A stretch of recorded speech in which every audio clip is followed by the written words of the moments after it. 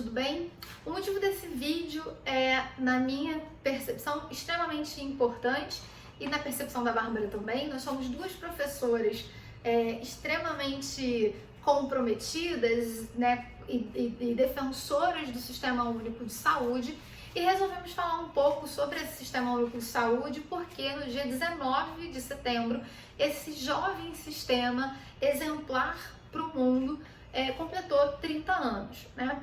É claro que a gente sabe que nós temos muitos desafios relacionados ao Sistema Único de Saúde, principalmente porque a gente vem de políticas governamentais de sucateamento desse sistema que acabam impactando diretamente na vida da população, na qualidade de vida da população, no acesso à saúde da população. E aí eu acredito também que diante desse descaso governamental, desses desafios que a gente sabe que as pessoas enfrentam, né, para ter acesso à saúde pública no Brasil, há uma série de narrativas construídas, né, principalmente pela mídia, que corroboram a ideia de um SUS extremamente sucateado ou degradado, enfim, o que pode abrir um espaço também para discursos de privatização desse sistema de saúde. Algo bem comum nos serviços públicos brasileiros, né? Nos serviços públicos desses estados, dos países, estados-nação, que vivem esse capitalismo financeiro, que é a redução cada vez maior dos serviços ofertados pelo Estado e que muitas vezes a sociedade compra o discurso de privatização porque durante muito tempo foi sendo difundido o discurso de sucateamento. Então parece que a única via para solucionar os serviços públicos que são sucateados é a privatização. Enfim, diante de todas as narrativas que são construídas, no vídeo de hoje eu quero falar um pouco para vocês sobre a importância do SUS e sobre as atribuições do SUS, não apagando, não deixando de compreender os desafios que a gente enfrenta no que se refere à infraestrutura, à necessidade de mais vagas em hospitais, à necessidade de melhor salário para os profissionais da saúde, que não são só os médicos e médicas, a gente tem uma série de outros profissionais envolvidos na área de saúde. A gente entende que são necessárias, né, algumas modificações nesse sistema, mas a gente também compreende que esse Sistema Único de Saúde, implementado há 30 anos no Brasil, é muito significativo para a saúde da população. Eu acho que nesse período de pandemia a gente consegue pensar um pouco mais, refletir um pouco mais sobre a importância desse sistema, se a gente for comparar, por exemplo, a condição das pessoas que estão nos Estados Unidos. Infelizmente, muitas pessoas dos Estados Unidos, porque lá não tem um sistema de saúde, a gente recebe relatos nesse período de pandemia, a mídia, né, vai difundir esses relatos de pessoas que estão indo à falência, que estão com dívidas porque precisam pagar o seu tratamento de saúde, pessoas em estado grave por conta, né, da pandemia que a gente está vivendo, preocupadas no momento da internação, com o pagamento dessa internação, né? Muitas vezes eu vi relatos difundidos por pessoas da área de saúde lá, extremamente abaladas, porque muitas vezes a última fala de um paciente em estado grave era quem ia pagar por aquela internação. A gente chega no Brasil a um número muito infeliz de óbitos, mas eu acho que dá pra gente pensar, né, que, é claro, a gente precisava ter uma política melhor de combate à pandemia, a gente não tá tendo, a gente não tá tendo isolamento, a gente não tem uma política federal, né, em relação à pandemia, mas a gente também pode pensar que a situação seria extremamente mais grave se a gente não tivesse um sistema único de saúde, um sistema gratuito de saúde, um sistema público de saúde. Para falar um pouco sobre isso, eu vou aos dados que o IBGE divulgou na sua última pesquisa, uma pesquisa de 2019. O IBGE traz pra gente que de 7 a cada 10 pessoas no Brasil dependem do Sistema Único de Saúde. A gente tem uma média de 72%, né, da população que dependem desse sistema de saúde, ou seja, que não tem um plano de saúde privado. De todo modo, eu acho que a gente também precisa pensar que mesmo que você tenha um plano de saúde privado, o SUS tem um impacto na sua vida por conta das diversas atribuições que é dada a esse sistema de saúde. E para falar um pouco sobre essas atribuições, eu voltei lá na lei, né, criada em 19 de setembro de 1990, eu voltei à lei. Não vou ler todas as atribuições, mas eu imprimi aqui para ficar mais fácil a leitura, né? Não tenho ainda um estúdio todo equipado com, né, um monitor, enfim, ainda, né? Tipo, é um projeto de vida, eu vou ter em algum momento. Dos objetivos e atribuições do SUS, eu vou ler alguns aspectos que eu destaquei aqui, tá? Estão incluídos no campo de atuação do SUS o seguinte: a execução de ações de vigilância sanitária, de vigilância epidemiológica, de saúde do trabalhador, de assistência terapêutica integral, inclusive a farmacêutica. Também, né, a participação na formulação de política e execução de ações de saneamento básico, ordenação de formação de recursos humanos na área de saúde, vigilância nutricional e orientação alimentar, colaboração na proteção do meio ambiente, nele compreendido o do trabalho, a formulação de política de medicamentos, equipamentos, imunobiológicos, entre outros insumos de interesse para a saúde e participação na sua produção. Aí ele vai listando outras atribuições, eu marquei algumas que talvez sejam de menor conhecimento, né, da população. A formulação e execução de política de sangue e seus derivados, aí ele enumera mais outras atribuições, a lei, né, enumera outras atribuições, assistência do trabalhador vítima de acidentes de trabalho portador de doença profissional e do trabalho, mais outras atribuições, avaliação do impacto que as tecnologias provocam à saúde, enfim, e mais um pouco mais de atribuições. O que eu quis destacar com vocês é isso, assim, né? Como eu tinha falado, mesmo que você tenha plano de saúde, o seu plano de saúde, ele te possibilita o atendimento clínico, a internação no hospital privado, mas não quer dizer que você também não dependa do SUS. Uma vez que ele tem essa amplitude de atribuições, acho que a gente pode afirmar com propriedade que toda a população brasileira hoje depende do Sistema Único de Saúde para ter garantido o seu direito à saúde, que é um direito constitucional. O SUS ele vai ser administrado, né, segundo até mesmo essa regulamentação, pela esfera federal, estadual e municipal. Nós temos então hospitais que são federais, nós temos, por exemplo, ou algumas dessas atribuições que são mais ligadas ao governo federal. A gente tem as esferas estaduais inerentes, a gente tem hospitais estaduais, por exemplo, mais outras atribuições que são inerentes ao estado, e municipal. Para a gente pensar, né, esse Sistema Único de Saúde que completou 30 anos neste ano, como é que ele pode entrar nas nossas redações, quais podem ser os temas que a gente pode falar um pouco sobre esse sistema de saúde, ou assuntos, né? Há uma diferença entre tema e assunto é mais abrangente, e aí eu coloquei, né, elementos aqui mais abrangentes. O tema vai ser mais direcionado, quando a banca vai dizer desafios para implementar o saneamento básico, por exemplo, no Brasil, isso você vai ter mais uma especificação um pouco maior, então eu trabalhei mais com a questão dos assuntos. Esses assuntos que eu destaquei têm uma relação muito significativa com o SUS, e você pode falar do SUS na sua redação, por exemplo.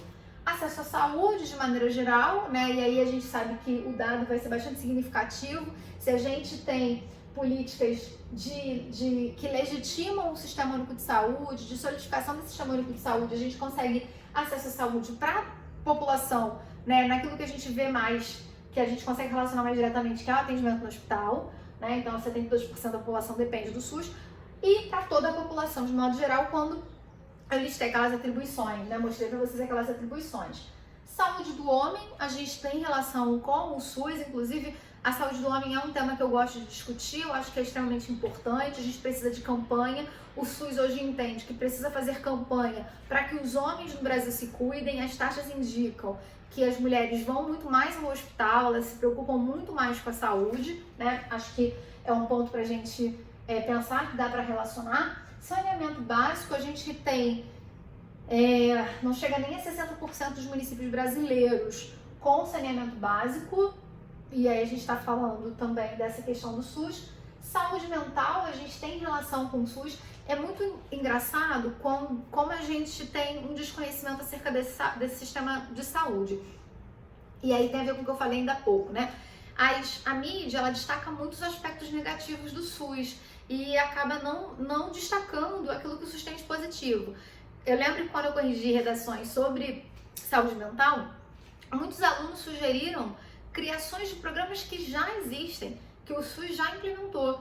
A gente tem, por exemplo, os centros de atendimento psicossociais, que são os CAPs, que ficam como responsabilidade dos municípios, mas ele é um programa do SUS, ele é um programa federal, que é administrado pelos municípios. Então a gente tem sim lugares que são do SUS para tratamento de saúde mental, né? E a gente pode até dizer que são lugares multidisciplinares, que tem vários profissionais para fazer esse atendimento, psiquiatra, tem psicólogo, enfim, né? Então a gente precisa conhecer um pouco mais, né? Existe também o CAPES destinado a pessoas com dependência química, que é também dentro desse programa de saúde mental, mas é um espaço mais específico para pessoas que são usuárias de alguma droga.